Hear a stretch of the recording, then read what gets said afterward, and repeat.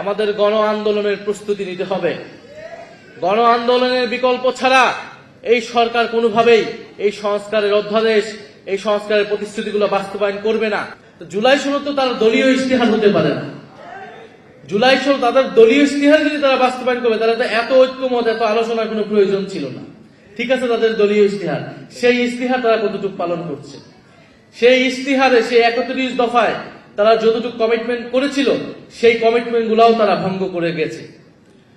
আমরা শেখ হাসিনার সময় যে পুলিশ ছিল, সেই পুলিশ ক্রমান্বয়ে পুলিশ লীগ হয়ে গিয়েছিল। এখন হয়তো তারা জাতীয়তাবাদী পুলিশ বাহিনী তৈরি করার চেষ্টায় রয়েছে। না হলে কেন তারা পুলিশ কমিশন, সংস্কার কমিশন করবে না? সেটা অধ্যাদেশ তারা বাস্তবায়ন করবে না। শেখ হাসিনার সময় আমরা বিচার বিভাগ দেখেছি কিভাবে দলীয়করণ হয়েছিল, ফলে বিচারপতিদেরকে নিরপেক্ষভাবে নিয়োগ দিতে হবে, সেই অধ্যাদেশটাকে তারা বাতিল করে দিয়েছে।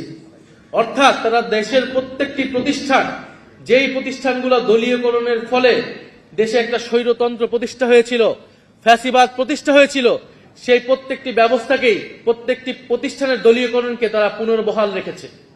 এটার মাধ্যমে তারা এটাই বার্তা দিতে চায় যে তারা সংস্কারের কথা, জুলাই সনদের কথা, জুলাই গণ অভ্যুত্থানের কথা মুখে বলবে কিন্তু অন্তরে ধারণ করবে না। তারা সে অনুযায়ী কাজ করবে না। ফলে বৈষম্যহীন বাংলাদেশ, সংস্কারের বাংলাদেশের পথে আমাদেরকে আবার ঐক্যবদ্ধ হতে হচ্ছে। আমরা আপনাদের প্রতি কৃতজ্ঞতা জানাই, ধন্যবাদ জানাই। আপনারা অলরেডি মাঠে নেমেছেন, আপনারা অলরেডি কথা বলছেন। ঢাকা বিশ্ববিদ্যালয়ে আমাদের কিছু ভাইয়েরা অনশন করেছে দীর্ঘ কয়েক ঘন্টা এই গণভোটের গণরায়কে বাস্তবায়ন করার জন্য। আমরা 72 ঘন্টা তারা যারা অনশন করেছে তাদের প্রতি কৃতজ্ঞতা জানাই। আমরা আশা করেছিলাম যে সরকার দল সেখানে যে উপস্থিত হবে, তাদেরকে আশ্বস্ত করবে, কিন্তু আমরা দেখেছি তারা যায়নি।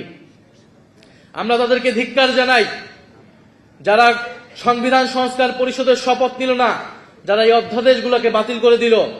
এখন আজকে করণীয় ঠিক করার জন্য এই মত বিনিময় সভার আয়োজন ছিল।